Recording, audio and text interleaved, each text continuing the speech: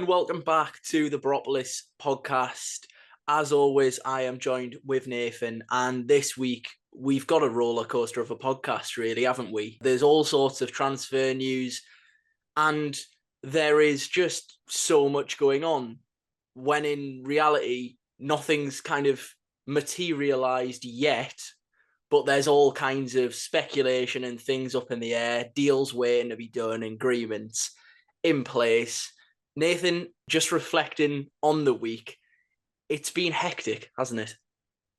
Yeah, it's been hectic with certain aspects of news coming out, but it feels like this week has teed up a massively busy week ahead next week with obviously two games which we'll discuss, but obviously off the pitch, the transfer window, we're expecting ins and outs.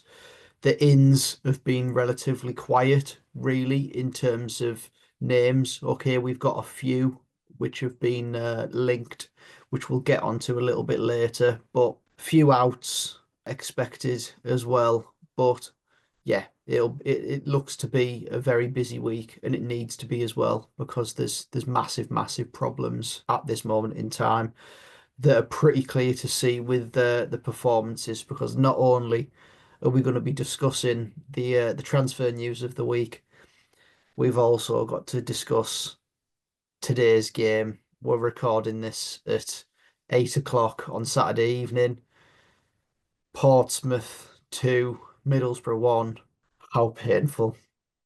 Yeah, it really is. And I mean, just touching on it there, I felt like last week, usually considering we've both been trying to cover as best as we can news breaking and different outlets and things like that. And usually on a Sunday, it's quite a quiet day.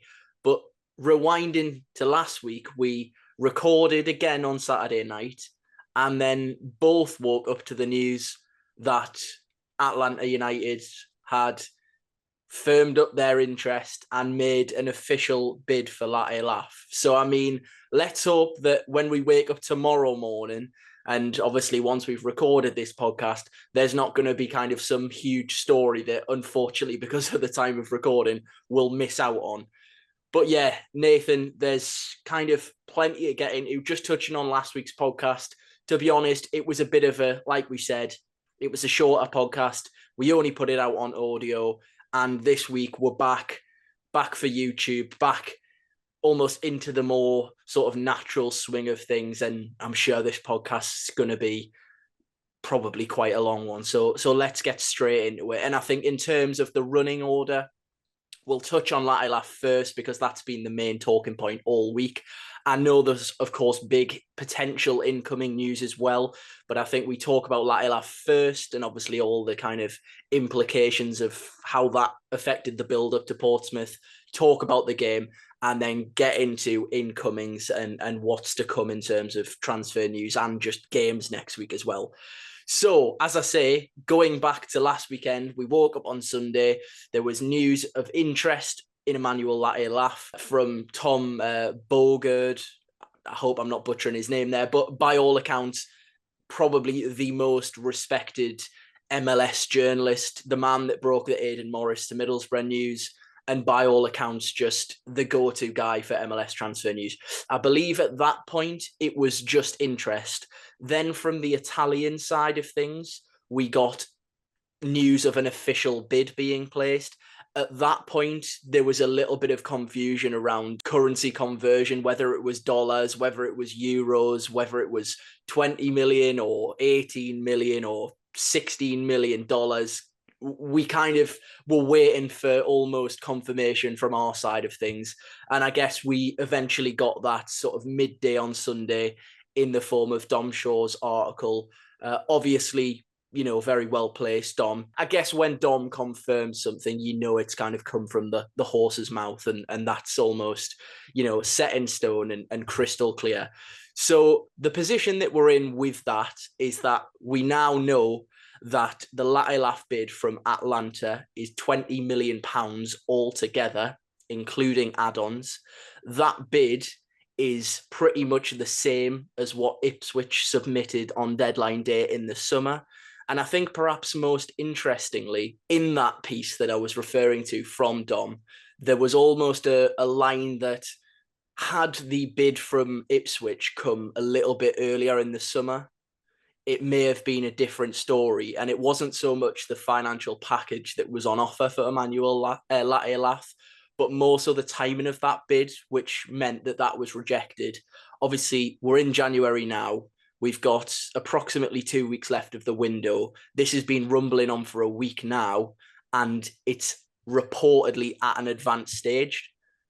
But then Emmanuel Latte Lath plays and scores today. I mean, it's certainly not an ideal position for Middlesbrough to be in the thick of a January transfer window.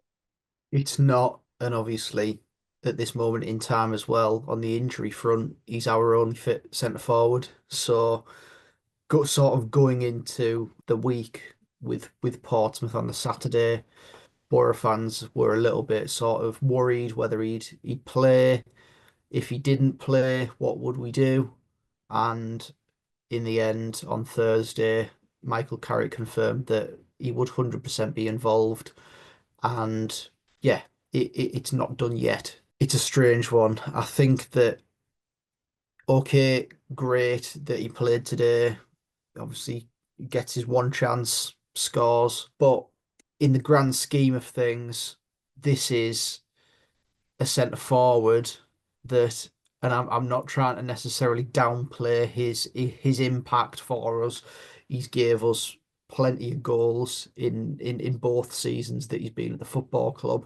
I think that really you're seeing a player that hits patches of form, of good form, and he follows that up usually with barren spells that can go on for a couple of months at a time, really. When he's on it, he's red hot, but when he's not, he can't hit a barn door.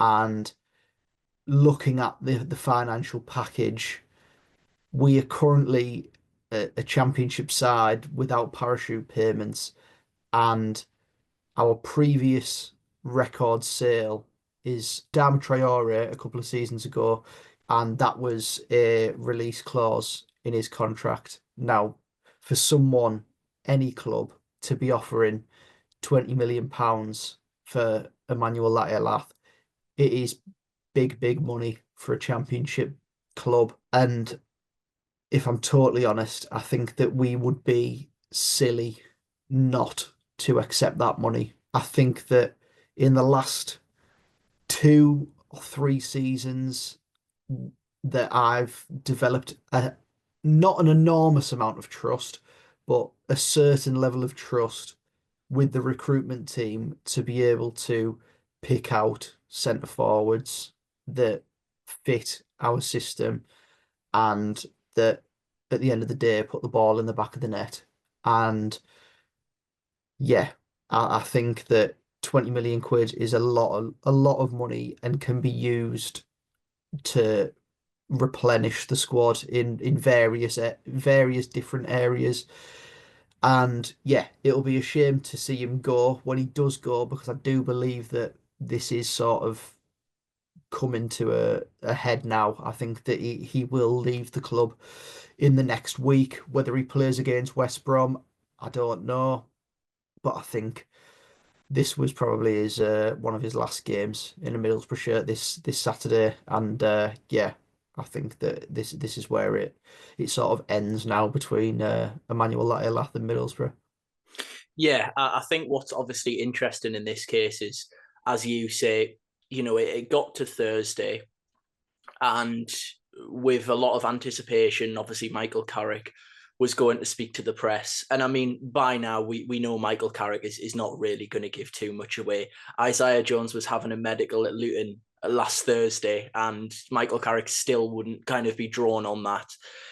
He was pretty, by his levels, pretty certain that Latte Lath would play. And obviously that turned out to be the case.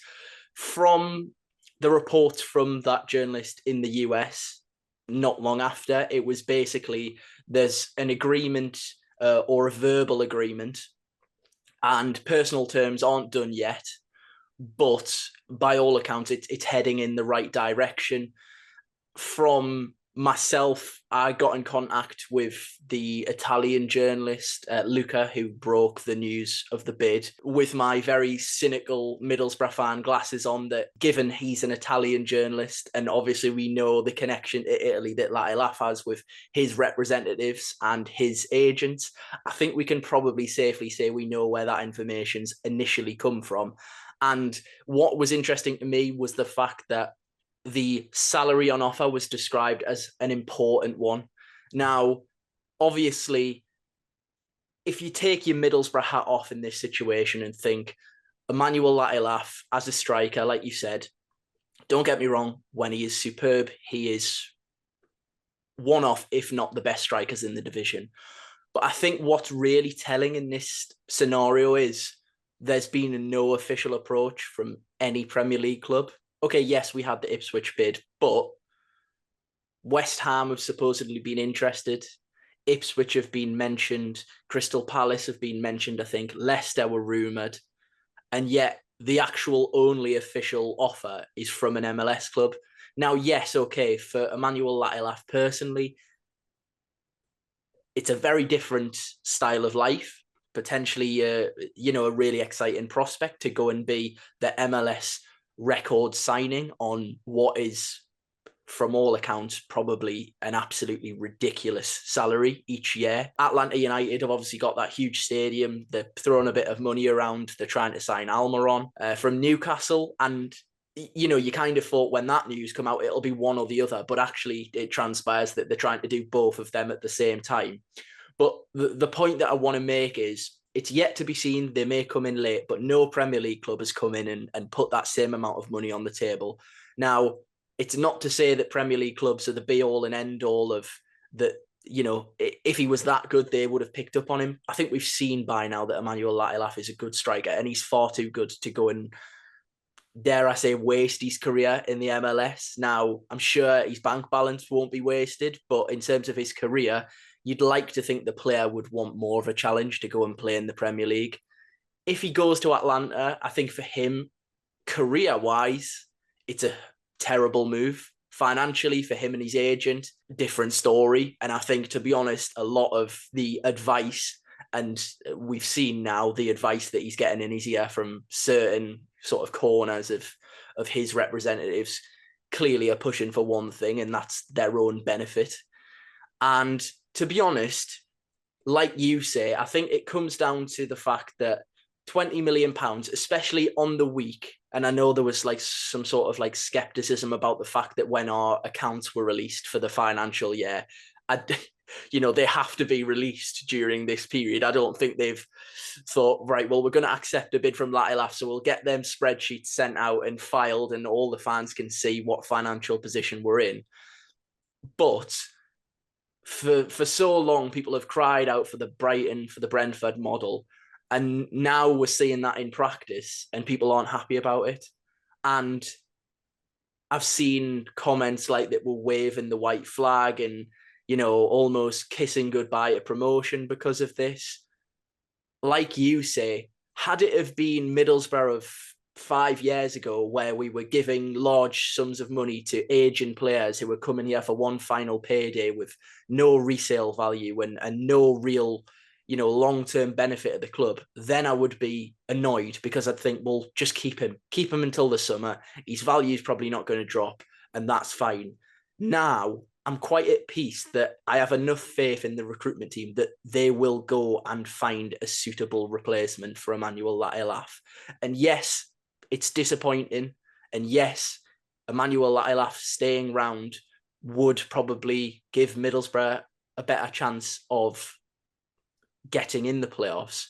But from our understanding, Middlesbrough have done considerable work in the background, obviously being fully aware of this situation developing, and they have targets and replacements lined up. There was at least a knowledge that this could happen, and Middlesbrough have acted and done considerable work in the background to get themselves in a position. Emmanuel Latte Lath, if he's going to leave, we're not going to potentially not replace him. It's not like Morgan Rogers. And even then, you've seen there's proof that yes, Morgan Rogers left, but they replaced him with Finn Azaz. And we'll get onto him a little bit later in his performances. But, you know, as I say, the main thing for me is this is a model that people have cried out for. And I get the frustration, but it's almost a case of if you're going to live by the sword, you've got to die by it. If you want to be a Brentford and a Brighton and buy with potential for low cost and sell for high, and then, as you say, replenish the whole squad, improve it gradually, brick by brick, and get to a point where you can get promoted, then your budget increases and all of the kind of rewards come from that.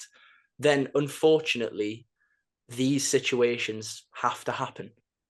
Yeah, they do. And looking back at history, Brentford did exactly the same thing. It took them years to build that side. You just have to make sure that when these sales do occur, that either the next one's already in the building, which look, we've got Tommy Conway coming back in from his injury very, very soon, who look, they spent quite a large chunk of money on in the summer. Okay, you're building a squad as well, so you've got two options up front, but Tommy Conway's it was sort of a toss up at one point, which and it still sort of is, of which one you'd rather go for if you're only going to play one up front, Conway or Yeah. Latte Lath.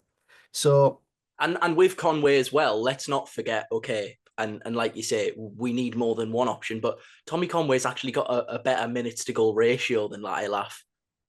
I yeah, mean, it's not like, okay, understandably, he's out injured and we can't just not replace Latte Lath. That certainly won't be the case. But it's not like it was Latte Lath and Josh Coburn and we're left with Josh Coburn, who wasn't an investment from the club, with one eye on potentially being the main man up top, who has had success in front of goal this season and has contributed to the goals tally this season. So yeah, I think like you say, it's I understand where people are coming from in the sense of people may say, well, his value's not going to drop, keep him here, keep the club's best interests at heart, and then sell him in the summer if he really wants to go.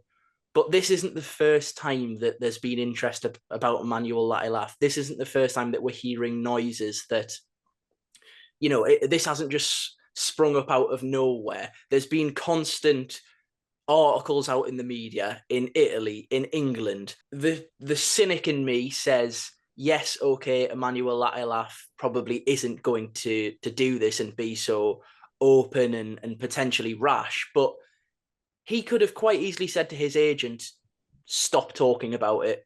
I want to be at Middlesbrough. I want to stay and then revisit things in the summer. It's never been shut down from the players' side. yeah, I suppose that is the case. There's not much I can sort of say on that. It hasn't been shut down by him, but look, this is sort of the way that we are as a football club at the minute. If you want to go along the Brentford and Brighton model, the fans, us guys as sort of content creators that put out our opinion on there, need to understand that we are a stepping stone for these players. All they care about in the end is their own personal success. Yeah, and I think just 2 points I'd like to make before we do move on. I think, in fairness, although I've just mentioned about Latte Lath and the fact that he's never denied, his party or his entourage's kind of desire to potentially seek a move elsewhere, he's still gone ahead and ran himself into the ground during games.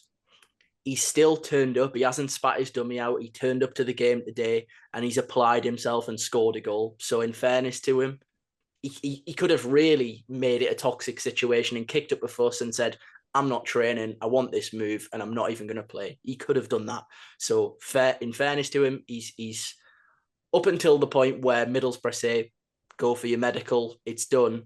He's still here and he's still contributing. And secondly, I would say that had Middlesbrough have been in a position like Sunderland or Leeds or Burnley, which, in fairness, we probably expected them to be, or at least there was a level of optimism that we could be. I'm not so sure that Latte Lath or this situation in general would be kind of as cut and dried as potentially what it's going to turn out and be. Because at the moment, in fairness to Latte Lath, he's looking at it and thinking, yeah, I could stay at Middlesbrough, but this isn't a club that are competing for automatic promotion. That's pretty much out of sight, out of mind now. And yes, okay, we could still make the playoffs and get promoted. But at this current moment in time, it's a fight to even get into the top six, let alone get into the top two or the top three or the top four. So I think that's probably played a factor as well. And that's not, down to him. It's down to all different components, but you've got to think of it from the player's side as well. Right. Okay. So on the transfer front, I think we'll obviously get on to the obvious story and the incomings and everything else after the Portsmouth game. But obviously it was important. We touched on Latte Lath because of everything up in the air prior to the game today. So on Portsmouth, just before we do go into the game, I think it's very important that given what happened before the game had even kind of got up and running today, that we do just send our best wishes to the Portsmouth family, the friends and family of the individual that sadly passed away today at the match. And I mean, given what we've discussed over the last few months on this podcast about life in general, we are humans. It's not just a case of the life of everything is revolving around football. It's certainly not. There's some much, much bigger things in life than the Middlesbrough Football Club and football in general. And unfortunately, it seems like a football fan, a family member has gone to a football match today and sadly won't go home. And that is truly, truly heartbreaking, devastating. And obviously, I'm sure you absolutely echo everything what I've said, but our thoughts go out to anyone affected, and especially the friends and family of that individual. Nathan, in terms of the match and from a Middlesbrough perspective, obviously the headlines were dominated by Emmanuel Latte Lath, but in terms of team news, Rav van den Berg filled in at right back. Obviously, Riley McGree and Anthony Dijksteel were missing today from knocks in training in the previous week. In terms of the squad, we did see the return of Seny Dieng, Luke Ayling and Aidan Morris onto the bench. Obviously, good news on that front in the fact that some of our important players are finally not just back on the grass and actually available for selection. In terms of how Middlesbrough started, and obviously Rav being right back and just the dynamic of the early parts of the game, I actually thought we started really well. We were the team on the front foot. We come out the traps relatively quickly. And even in terms of kind of the whole situation around Latte Lath, funnily enough, early on in the game, we have an attack. It comes out of Latte Lath and he gets a strike off, and almost you thought it had to be him. That was going to be a crazy moment of all that speculation, and then he goes and scores after only a couple of seconds in the game. It's well saved from the Portsmouth keeper, but yeah, a kind of a strong reflection of how Middlesbrough started, and not long after that, obviously Middlesbrough take the lead through that man as well. Yeah, I'm not quite as confident in our start as you sort of were. I thought that we did okay. I thought that we sort of managed to slowly get into the game. Portsmouth's press was very interesting to me. They were very sort of aggressive in their press all the way throughout the game, really, which was something that took me by surprise, having not watched them pretty much since we played them at the Riverside in August. But I thought that it was good to see that we sort of changed it up a little bit in our build up at times, going a little bit longer.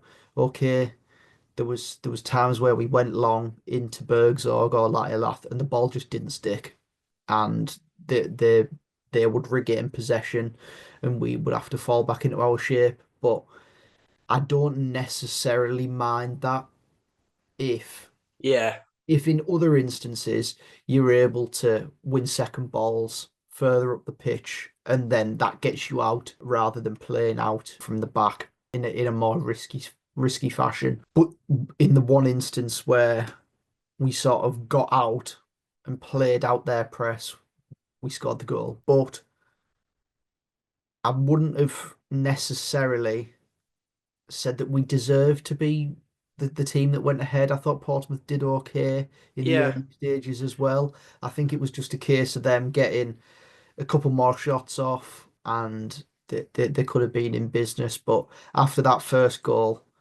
there's no doubt that we should have made it two at some point, whether that was the Hackney chance at the end of the first half, the one after the break as well, where Bergsorg just puts it wide. But in those two chances there, you need to be more clinical. You need to put that lead to two, and it takes out a little bit of the jeopardy in the game and the 1-0 lead.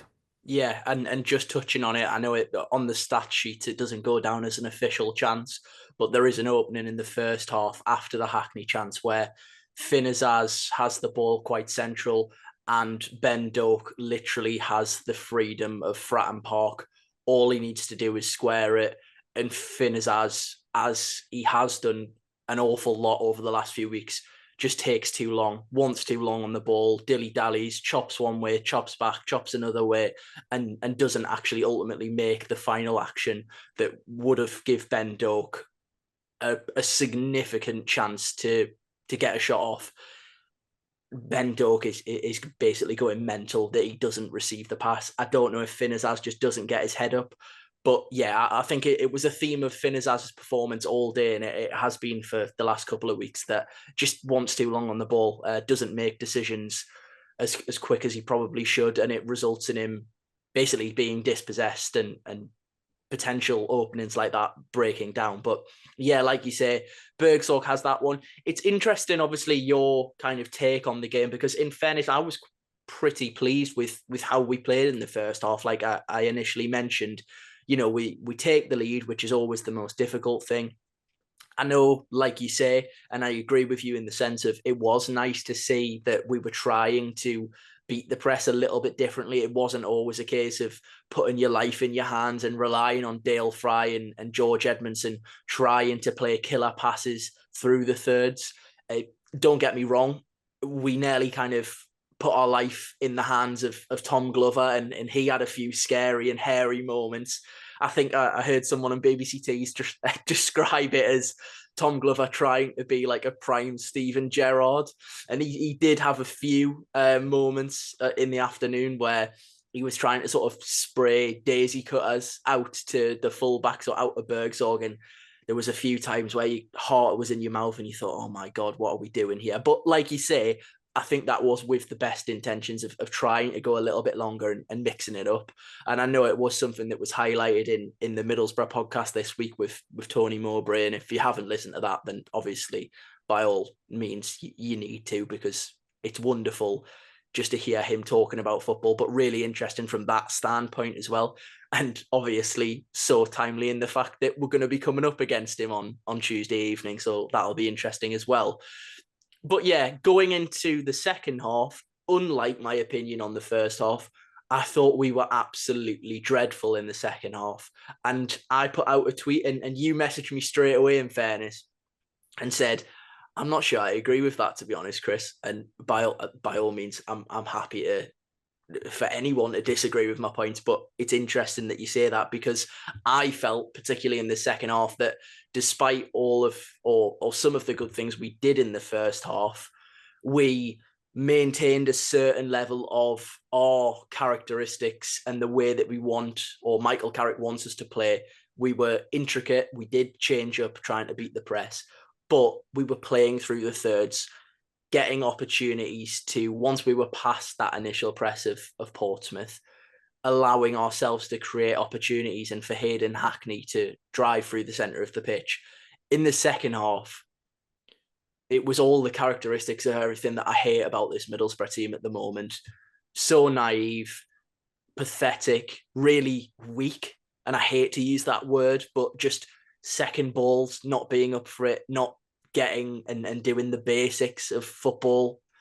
And I felt like Portsmouth really wanted to make it a bit more of a wrestling match. And I'm not saying they were kind of, Wimbledon of years ago. They weren't going around being horrible and kicking people and not making it into a rugby match, but they wanted to make it a bit more ugly and a bit more bitty.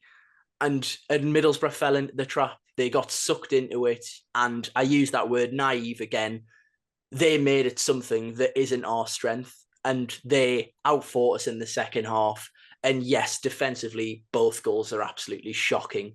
But we've spoken about it so many times this season. Soft centre. The whole division's aware of it now, because if you put it on Middlesbrough, then we just fall to pieces. Yeah, but I don't necessarily think that should be a sort of, not necessarily a characteristic of the team, but the players have to take that as we can't be outfought. It's like it's just a principle that I think that you should just have as a Yeah, footballer. If you get absolutely. if you're getting run over, stand up and put a tackle in, face up to them. Like you're under the cosh a little bit. I mean, you first of all, you're 1-0 up in the game at half time. Come out in the second half, and you know that you're going to have to, again, same as the Sheffield Wednesday game, and I'll keep harping back on to that point about the Sheffield Wednesday game. You know that in the second half, when you're in the lead, that the opposition are going to come out and make a game of it and try and make a fist of it and try and get themselves back into the game, and that is either by fighting you, kicking you, or they just up their levels. And Portsmouth today simply just up their levels. The pinned us in for the majority of the second half. I can't really remember too many instances apart from the sort of the first 10 minutes of the second half up until the equaliser where we even got out of our own half or towards their box. We just got pinned in our own half, and it was just it looked like we were just happy to just let them have the ball and just sort of just take it. So go on then, see what you've got, see if you can break us down. And immediately, central midfielder in the middle of the pitch, Potts under zero pressure, is able to dink a pass in behind. Your left back, Borges, doesn't want to track your winger who's making a run in behind. Edmondson's unaware of it as well. And in fairness, I think that it's a good finish from Richie. He takes his touch well, and he sort of deftly dinks it into that far corner. It's a good finish, in fairness. But as soon as that goal went in, you knew that the game was up, really. And that's the point that annoys me about this team, the soft centre, that when you concede a goal, it's like heads just drop, and that's just well, that we're done now because we'll have to stand up and fight a little bit. We just can't do that. We just simply fall apart and melt under any sort of atmosphere. You could hear their fans getting behind them, and our players just looked dejected. The fact that the goal had gone in that early in the second half, especially after having the chances that we did have to put the game firmly in our own hands. But yeah, and then do you want to know what? There wasn't a whole lot of chances really Yeah, yeah. in, And in the I second think, half. yeah, I think just touching on like what you say there about the soft centre, for me, and for anyone that's listened to this podcast long enough, we're quick or not quick, but we always, dare I say, pride ourselves on trying our best. And you may disagree with us completely, but watching football with our eyes. And sometimes in football matches, if you've played football at any level, you know that sometimes there's not stats to put on certain elements of a performance that give you a real story of what's happening or consistent reasons for patterns emerging throughout a team's identity and characteristics. You mentioned there about the soft centre and being outfought.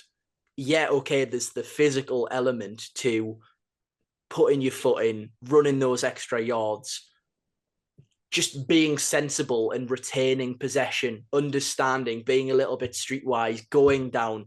Tommy Smith, last however long ago he was still knocking about, he would go down under spells of pressure. And I'm not even saying that we were under huge, significant pressure by Portsmouth, but even after conceding at 1-1, for 15 minutes after or 10 minutes after, you just think, make good decisions, make sensible decisions, retain the ball.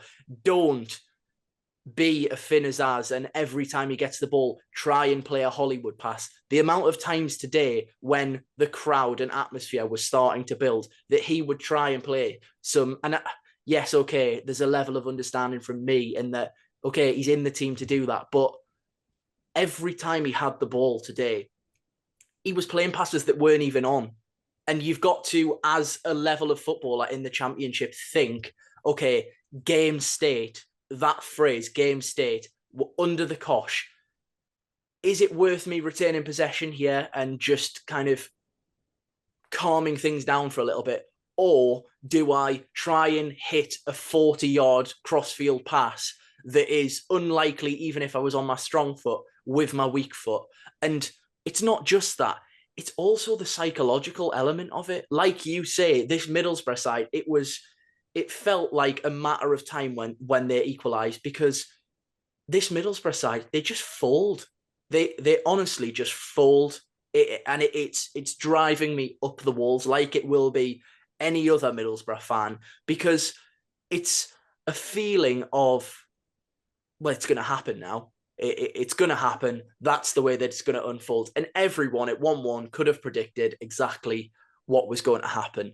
And that's one element of my frustration today. Secondly, when it is 1-1 and you say, to be fair, there wasn't too much going on after that goal. I mean, defensively, Neto, it's brutal. Again, he's trying to play him offside, to play Richie offside, and it's a good finish, like you say. But he's in two minds again. And that's 4, 5, 6 goals, like what we've spoke about on this podcast, where he wants to do one thing and he can't quite make his mind up. He either steps in and be's brave, or he follows the man and tries to stop the shot. In the end, he does neither. Edmondson is completely asleep. He doesn't know what's going on behind him. Body position's horrific. But then it gets to the point, and back to the same point of Carrick's in-game management and substitutions. 80th minute comes round at 1-1, and I thought, just in terms of the first half performance and the fact that I thought we did quite well, Delano Bergsorg was at the heart of the majority of what Middlesbrough did well in the first half, carrying the ball, creating chances, being the person that once we beat the press was gaining yards up the pitch and putting us in dangerous positions. So it gets to 80 minutes, and the player who, I must say, Finn Azaz, he's had this season some, on paper, some really good numbers. Since Finn Azaz has won Championship Player of the Month, he has been near enough anonymous. Yeah. And yes, okay, he's got obvious quality, and I know at times, even before he had that purple patch, I was consistently being the one to say he needs a spell out of the team. I'm at that stage again now with him, because today, like I say, he gave away possession so cheaply, so many times, taking too long to get his shot or his final pass off, doing things and making just crazy decisions. Now, Carrick, okay, he takes Bergsorg off and keeps Azaz on the pitch. For me, that was as puzzling of a decision that I've seen. But in terms of Finn Azaz, he stays on the pitch, and it's a continuation of my point. When things aren't going his way, and I know, again, he's not in the team to do this, but so weak. brushed off the ball for the second goal, takes too long, doesn't really even then try and kind of make an attempt to win it back. And yeah, I mentioned, I'm going to be really brutally honest. I'm not singling him out because there was some other performances that weren't up to scratch today at all. But numbers on paper, great. But like you say, since that player of the month, where's that level of... You spoke about Latte Lath and purple patches. He's been, I'll use that word again, anonymous. And today, I could have honestly put my foot through the telly. He takes too long. He then is... I honestly think a fairy blowing on him would have took the ball away from him. He doesn't even make an attempt to try and win it back. And then from that point onwards, it makes its way out of Richie. And obviously, I think his cross takes a deflection, hits the far post and goes in. But for me, what's most worrying is the fact that Carrick kept his ass on. It wasn't like, okay, yeah, you can't excuse the mistake, but Bergsorg had been one of the probably the best performers on the day for me. And then yet he gets taken off and his ass is kept on. And what makes it worse is some of the worst football that we've seen Finn Azaz play this season has been from the left. He brings Alex Gilbert on and puts Azaz, or they weren't even really playing left or centre. They were just kind of awkwardly in each other's space, kind of trying to help out on the left a little bit, but not really even doing that. And ultimately, I'm not just pinning it down to Azaz. He shouldn't have even been on the pitch for it to happen. But Portsmouth go and get the second goal, and I'm just sat thinking, is it just me? I'm not... Look, Michael Carrick's achieved far more than I ever will in life and in football, but how is he not seeing that? Yeah, it's unforgivable decision, really. I'm Azaz's biggest fan, really. On the whole, stuck by him at certain points, but you're right, really. Since that player of the month, he has been very, very, very quiet in games. That Sheffield Wednesday game, obviously he played a part in that game, but since that point, there's been no real point in him. But yeah, in the end, they robbed the ball off him, give it to Richie. In fairness, I think Engel's body position was fine. Really, you're expecting him to come and cut in on his left foot. But yeah, at the end of the day, it's another game in which Boro have taken the lead and come away not winning the game. Just to read out a list for you. I've got it in front of me. My granddad sent me it. Preston at home, Watford away, Norwich away, Burnley away, Sheffield Wednesday at home, Cardiff at home, Portsmouth away. All those games have in common that we took the lead in those games. And from winning positions, we've dropped 16 points.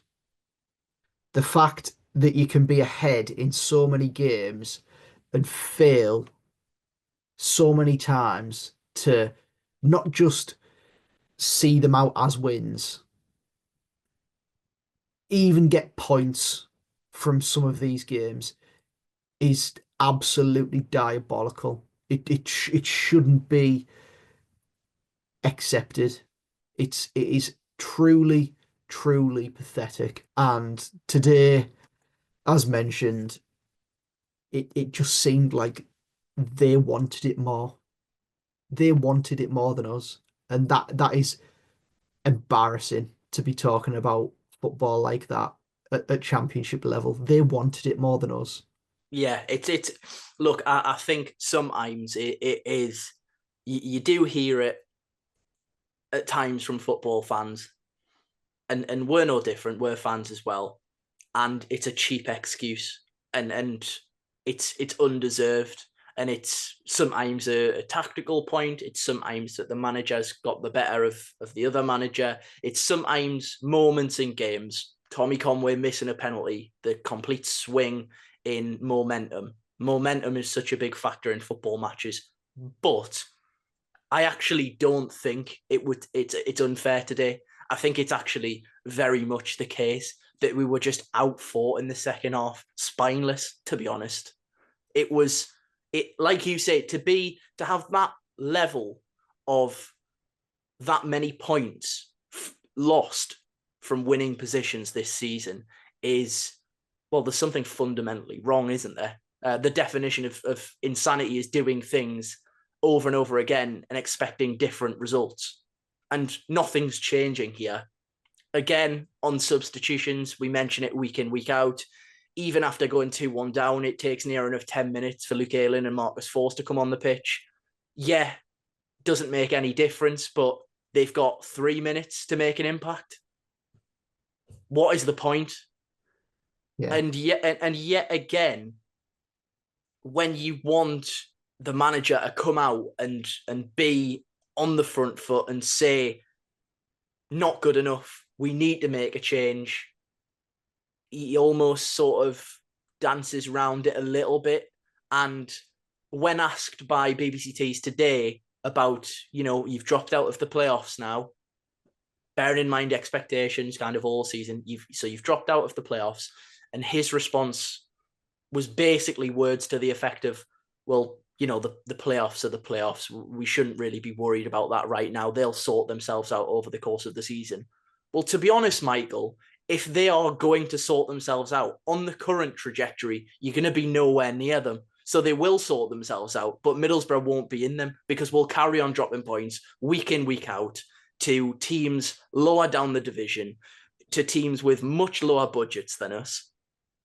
That comment for me is just, again, I'll reiterate, it's not that I want Michael Carrick out, but it's starting to drive me up the walls that he's so scared almost to come out and really say what he thinks. Because it's not doing the players any good. He's not protecting the players from criticism and getting results because of it. It's the same things are happening and he's making the same comments. And to say they'll sort themselves out, for me, that's a really, really worrying comment.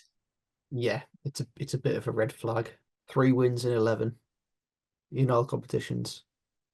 It's not acceptable for a team that has aspirations of finishing in the playoffs.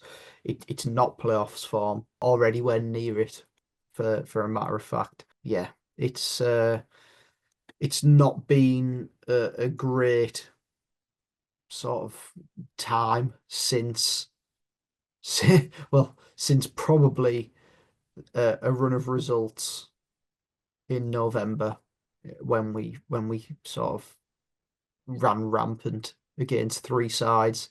Since then, it has been, yeah, three wins in 11, or if you want to go further back than that, 3 wins in 12.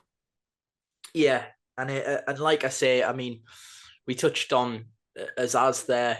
There's other players that I think probably need to be discussed as well. I think my concern with Azaz is that he is probably, at the moment, in my personal opinion, the ultimate luxury player. Majority of his numbers come in those games where, and you said to me the other day, and I don't disagree with you, when Finn Azaz is on his game, usually it means that Middlesbrough are on his game. That's the kind of impact that he can have on a performance in general and a scoreline in a game.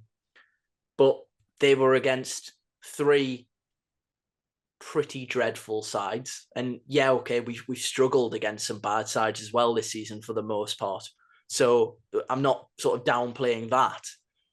But his numbers look great.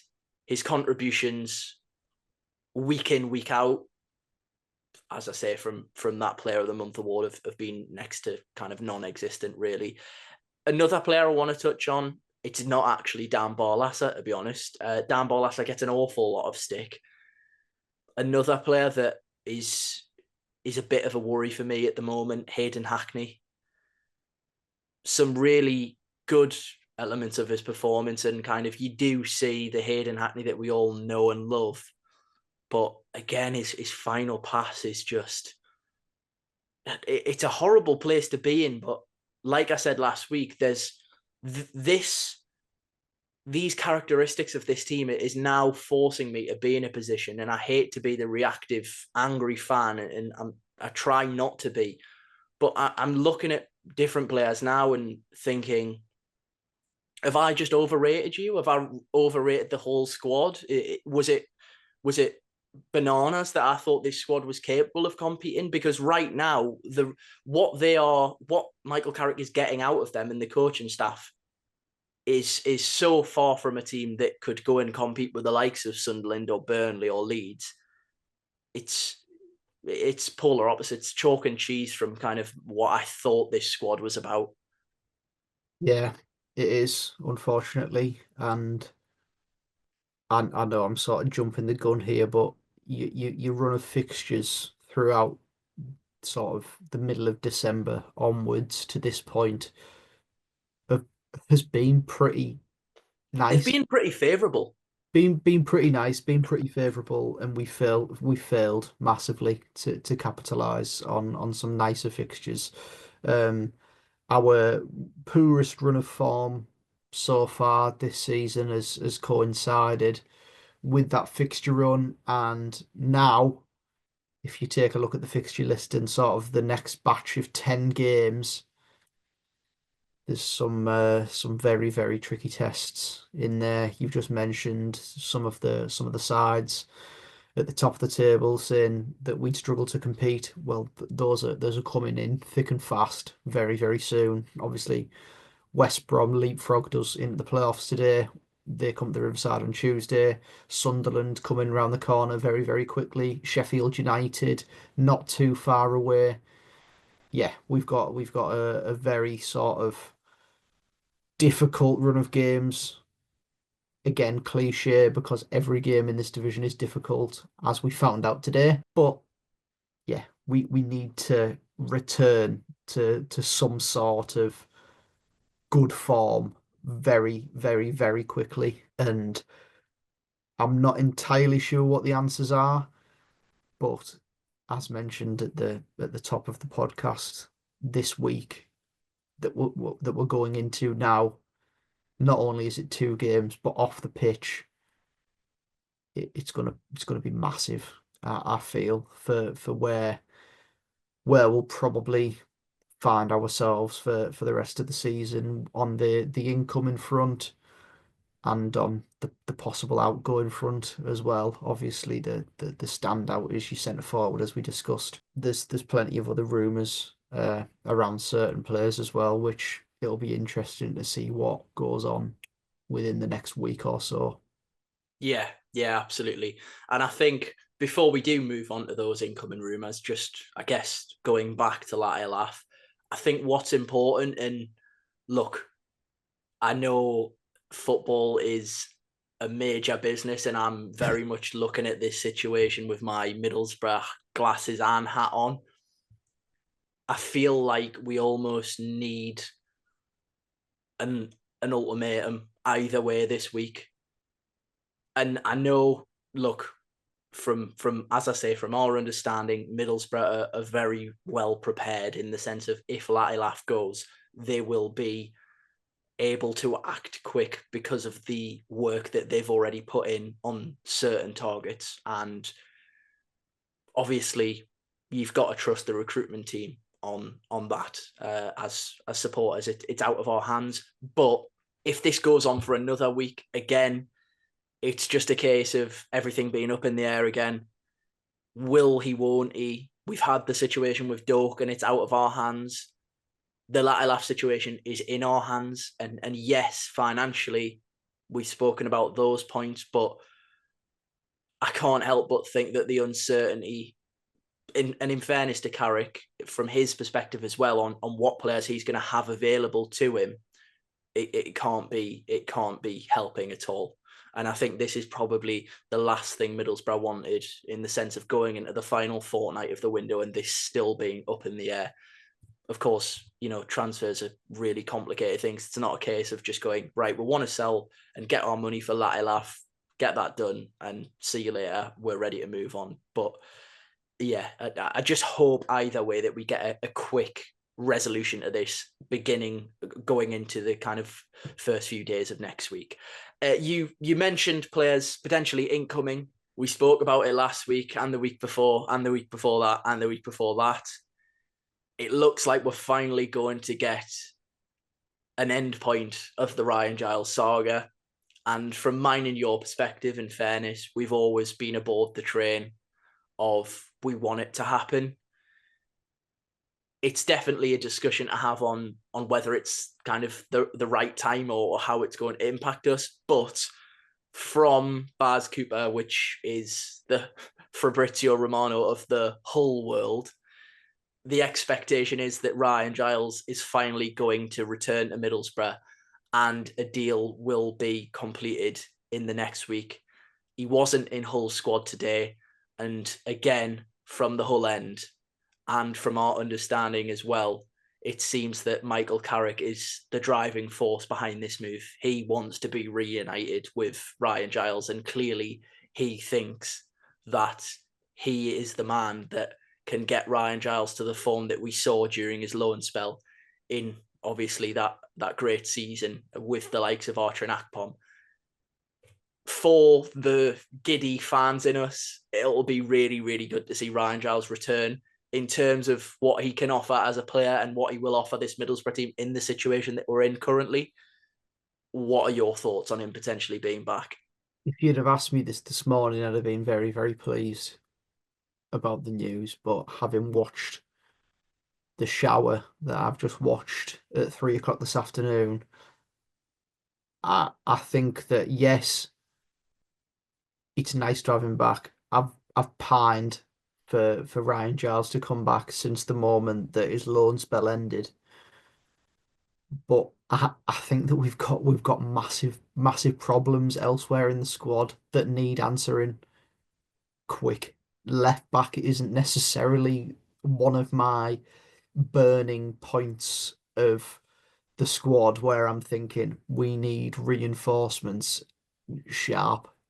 Yeah, And look, Giles coming back will be really, really important if we are to continue playing with the sort of heavy left-hand side with the inverted left-hand side player to have the quality of delivery, which it's almost guaranteed with Giles. His left foot's superb, his delivery's superb. 9 times out of 10, you're sort of guessing that his delivery is going to be on the money and pick someone out who's in the area. But my concern is that we we don't necessarily have midfielders or attacking midfielders crashing the box or filling the box late in the season that we love Ryan Giles for.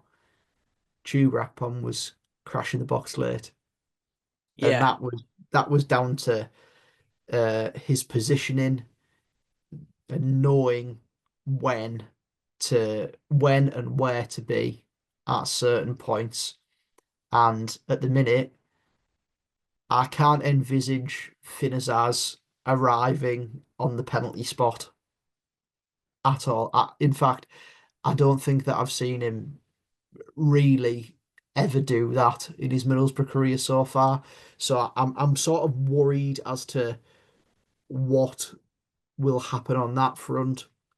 But obviously, a lot of the concerns elsewhere on social media have been around the defensive side of his game, and I actually think that he's treated a little bit sort of unfairly for certain parts of the criticism that he's given. I think what people should see from Middlesbrough under Michael Carrick is upon playing this way that we've always played under him, it doesn't matter who's playing left back, they're always exposed. yeah, So I think that it's sort of unfair to tarnish Giles with the he can't defend brush when he can. Okay, he's not It's Maldini. certainly, yeah, it's certainly not the best part of his game, but from what you've just said there, and I agree, some of the comments that I've seen, you would genuinely think that Ryan Giles didn't have any legs, because I don't know if it's revisionism, or I don't know if it's the fact that people are just looking at how his career's gone since he left Middlesbrough. But yes, there was always comments and a few question marks about his defensive ability during his time at Middlesbrough. But he ultimately played left back in a team which finished fourth. When we were putting 4 and 5 past people and going on that ridiculous run and hunting down Sheffield United and really, really putting and applying pressure on them, I can't really remember anyone bringing up Giles and saying how bad he was defensively. I can just remember everyone saying, assist king in the Championship, what a wonder of a left foot. And I'm going to be really sort of black and white about this. In isolation, and you mentioned, and I agree with you, I don't think it's our biggest problem at the moment, but in isolation, the left backs that we have are of a certain level. Both Borges and Engel are not great defenders. They are also not great attackers. So, in isolation, even if, and it's not necessarily the case that I think this, but even if Ryan Giles can't defend, then as a net positive for the team, he's no worse really than anything that we've already got defensively. So why not just improve on the left-hand side, in the sense of at least you're going to get some output from him in an attacking sense. At least you're going to get quality balls being delivered into the box. I just can't get behind anyone that is saying, yeah, let's persist with Neto, who, I mean, I think we've seen one cross from him this season, and it was probably today, who cut one back for Hackney, who should have scored. Engel, who, yes, okay, he's probably slightly better than Borges going forward, but has nowhere near the quality of Ryan Giles, and often will rather just opt to go backwards and sideways than dare put a cross into the box. If Latte Lath goes, and he may well go, then I would expect the replacement for Latte Lath to have a certain ability of being more of a fit for what Michael Carrick wants, more of a striker in the mould of a Tommy Conway, a natural instinct finisher, a natural goal scorer, and a bit of a fox in the box. And that's not limited to Tommy Conway. He's actually off the ball, and also in terms of his link-up play with wide men and other attackers, I think it's actually quite good and better. He's a more well-rounded striker than what Emmanuel Latte Lath is for me. So that prospect of Ryan Giles delivering crosses into the box, great. As you say, it is a little bit of a concern in the fact that you're not going to be filling the box and having players like Chuba Akpom crash in the box, or Matt Crooks. But let's say if Latte Lath does stay, he's actually really good in the air. So I'd like to see that develop potentially. But again, financially speaking, another reason why, for me, I don't get why anyone would be annoyed. He's gone to Hull for 4 million quid.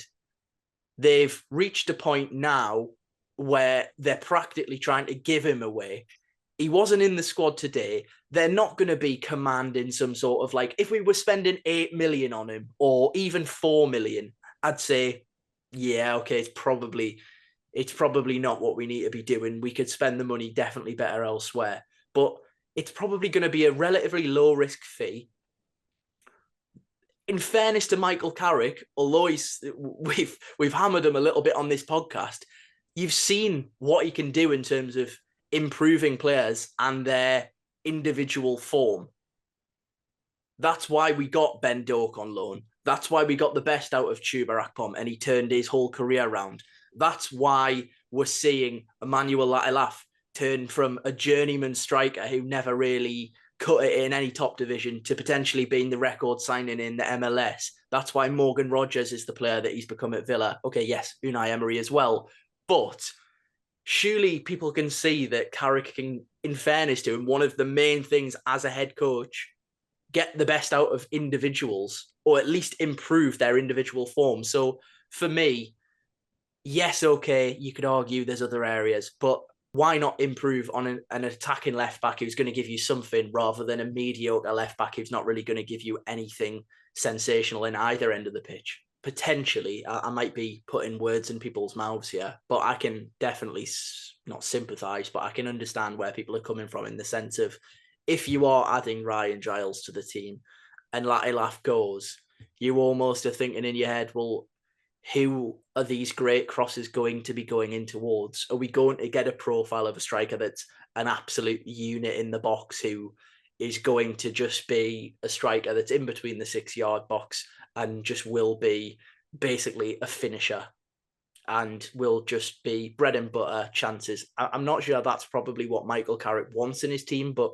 because of the uncertainty and lack of a name or lack of names, you don't really know. The only link that we've really had in terms of a striker is Ricky J. Jones, and even that is a case of a lot of reports have said already, yeah, we've had a look at him, but it's not going to be one that we're going to be seriously pursuing. And he's certainly not a kind of striker that you're going to expect to just be in between the posts. But yeah, I personally think it'll be a net positive, and I will be happy to see Ryan Giles back in a Middlesbrough shirt, and I hope that again that saga doesn't drag on and we just get a resolution soon. In terms of other incomings, Nathan, I guess we should probably touch on the fact that Middlesbrough seem to be in a position where they are going to try and turn George Edmondson's loan into a permanent deal. They've had one bid rejected of 350,000 upfront plus a potential 350,000 if Middlesbrough are promoted, which obviously everyone was really quick to say, oh, so it'll only be 350,000 then, which, yeah, obvious punchline there. And then potential add-ons from all accounts, from decent sources, from Sky Sports and the likes. It looks like that is going to be one that turns into a permanent deal.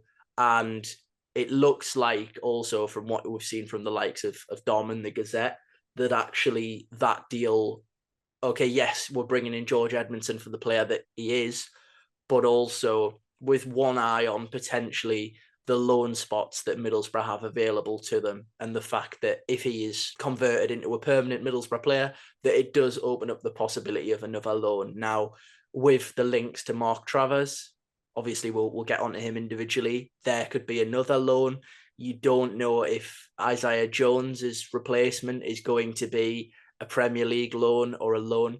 I think clearly from the almost briefing that we've seen in the media that we probably will, and this is from nothing that we kind of know or any knowledge from myself, but it seems like Middlesbrough will be pretty active in the loan market from kind of what we've seen in terms of the reasoning behind bringing George Edmondson in permanently rather than waiting until the summer when he's out of contract. Yeah, I think that it's a little bit of a funny one with Edmondson. I think if you'd asked people at the start of December, would they have taken George Edmondson on a permanent deal?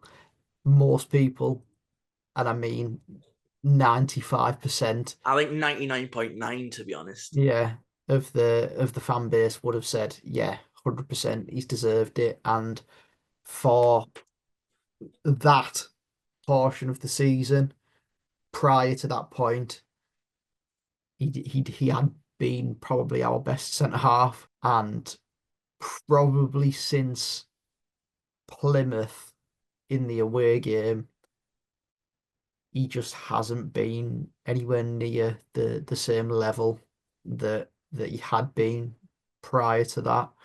We've seen plenty of displays where you just think, oh, he looks shaky on the ball, sort of a bit lackadaisical at times, and falling asleep like he did today. I think it's not a bad signing if it's, I mean, I suppose it's a low risk signing. He's already here. He's already here till the end of the season. He is one player who has been pretty much ever present in the matchday squad since arriving at the football club. He's proven in a lot of instances that he can step in and do a job, and he looks pretty comfortable. He's a solid 7 out of 10 most weeks, and he has experience playing in the division. And to get him for a minimal fee would be a pretty good deal. However, what is pulling sort of people pulling the wool over people's eyes a little bit is the last month and his performances. That's the top and bottom of it. And yeah, I think that in the end we will get that deal done. So yeah, I think to come in and be an option at centre half, not necessarily be a starter. I don't think he should be. If he's simply a third or fourth option, then it's not a bad signing. Yeah. And I think also, I do think, like you say, that there is a lot of recency bias at play here. George Edmondson was, let's not beat around the bush, one of Middlesbrough's best players. There was genuinely shouts of he could be player of the season before the last month. As you say, I'm not going to sugarcoat it. He hasn't been very good for a month, and especially since that Plymouth game where he had an absolute nightmare, really. He hasn't been great. And I mean, it's funny how football works in the sense that this talk's come along and it just so happens to be at a time where he's been putting these kind of performances in. But I think what's also important as well is, and I know we don't see behind the curtain, we see snippets of social media and different things. In the makeup of a squad, when you are building a squad from a recruitment, from an age, from a different profiles perspective, sometimes football is also about the characters that you have in a squad. And like you mentioned, very important that he's got experience of being promoted, but also, who's to say that he's not a huge character in the dressing room and people love him? And like you say, I don't think by any account he's coming in and he's going to be the number one name on the team sheet. He's going to be competing with 3 or 4 centre halves. Everyone was kind of quick to say at the beginning of the season when we saw Darragh Lenihan play in one pre-season friendly that, we've got all these great options at centre half, and we do have a bit of an embarrassment of riches when they're all fit. But that's not the case. Darragh Lenihan and Tommy Smith, it's more or less confirmed that they're probably not going to play for Middlesbrough ever again. And with George Edmondson, as I say, yes, people will say, well, football's not about if you're a good laugh in the changing room. But I think it's a little bit kind of blasé and a little bit almost of a lack of understanding about what a good group and a good relationship between a squad can actually do. Yeah, you've still got to go and win points and be good on the pitch, but I go back to when Grant Ledbetter spoke about the moment that he knew Middlesbrough were going to get promoted. After that defeat to Cardiff, I think it's a well-known story now that he said, I'm going to call the whole squad to my house. And yeah, we had real leaders in that team. But he said, the night that I knew that we were going to get promoted is when I called that, every single member of that squad turned up. And that's legend, skipper, captain, fantastic Grant Ledbetter saying that. So you can't underestimate sometimes what a personality can be. And yes, okay, it's he's going through a bad run of form, but I'm not saying this and we're talking about someone that's from moment one being an absolute disaster on the pitch. He's shown by all accounts that he's more than capable of being a centre-half that can compete in a Middlesbrough squad. So yeah, for me, low risk fee. I would be quite happy if he extends and he's an option again. In terms of kind of other transfer news, really, we haven't had anything as concrete. A few points just to touch on. Mark Travers played against Chelsea. It was sat down by Cole Palmer, but actually supposedly had quite a really good game. That hasn't really moved at all since we got the initial reports of interest. I guess, obviously, with a loan in mind, that's one that you'd hope kind of gets completed. Where that'll leave Dieng and Glover, I'm not 100% sure. Ben Doak, the situation's still out of our control, but Crystal Palace have signed Esse now from Millwall, and from kind of other reports, it seems like the price tag has ultimately put them off a little bit. We saw Bournemouth mentioned in the whole Liverpool and Semenyo thing. Liverpool aren't going to go and spend that much money on Semenyo in January anyway, and by most reports, it's a case of Bournemouth would be willing to wait for Ben Doak anyway, even if he did want him. And then Sammy Silvera has returned from Portsmouth and gone straight to Blackpool. As I've mentioned throughout the pod, I think that it's going to be a massive week off the pitch. But obviously, we've got two games as well. One of which, Tuesday night, West Brom at the Riverside under the lights. Baggies have a new manager in the dugout, and he knows a hell of a lot about us, having been at our previous something like 5 home games on the bounce. And funnily enough, I was having this conversation with my granddad this morning that we don't necessarily have the best record against Tony Mowbray sides. However, under Michael Carrick, 66% win record against Tony Mowbray sides.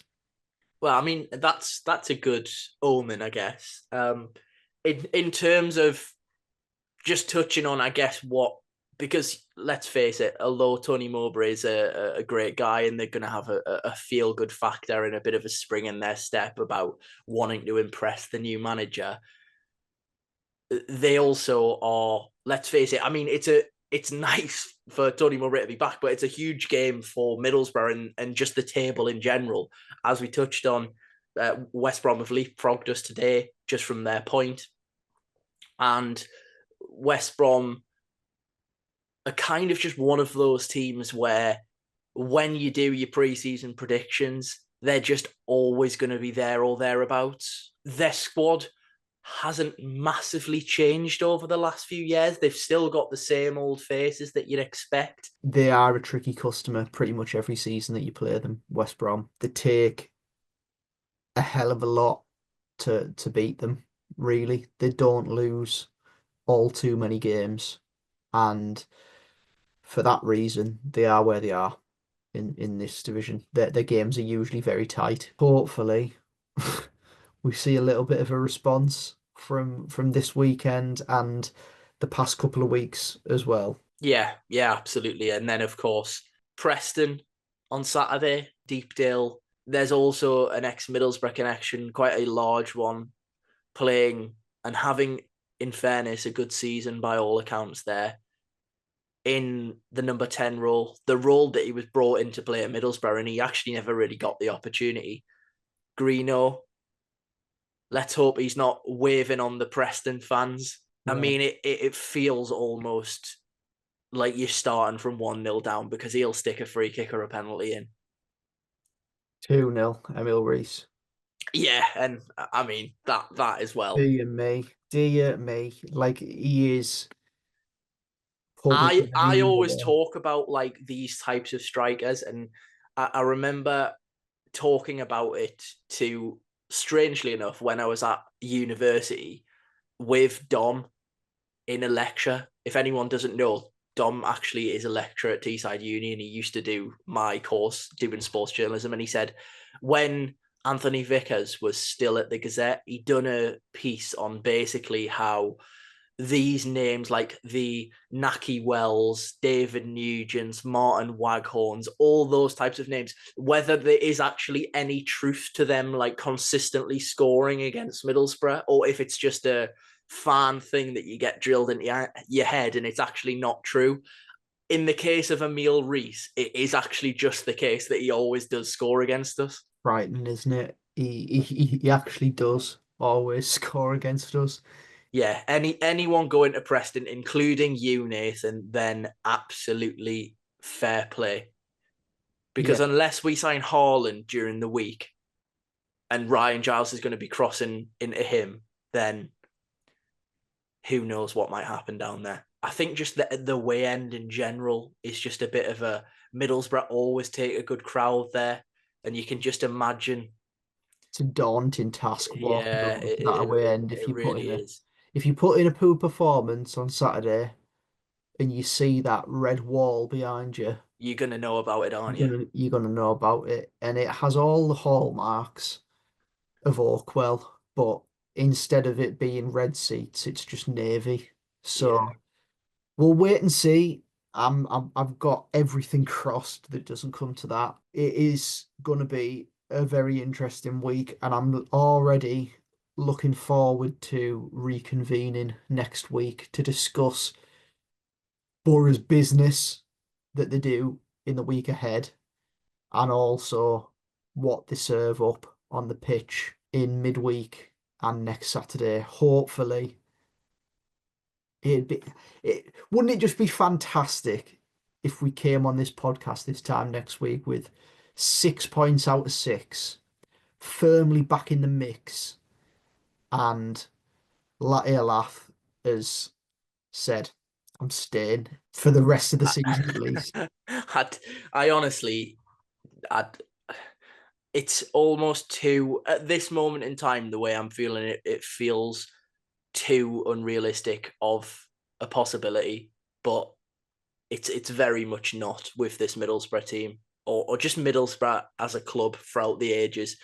But yeah, Nathan, we have had a long one. I have enjoyed this podcast, to be honest, despite a lot of the negative tones in the analysis of what went wrong today. But yeah, if you have enjoyed listening to me and Nathan go from up to down back up again, then please do like and subscribe on the YouTube. And obviously, as I always say on audio, you can rate and review again. Nathan, do you want to leave us with a parting message before I thank everyone once again for watching and listening?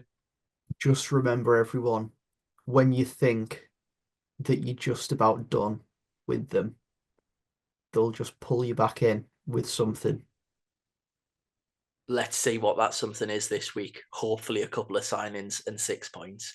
As always, thank you for watching and listening again. And that has been another episode of the Boropolis podcast.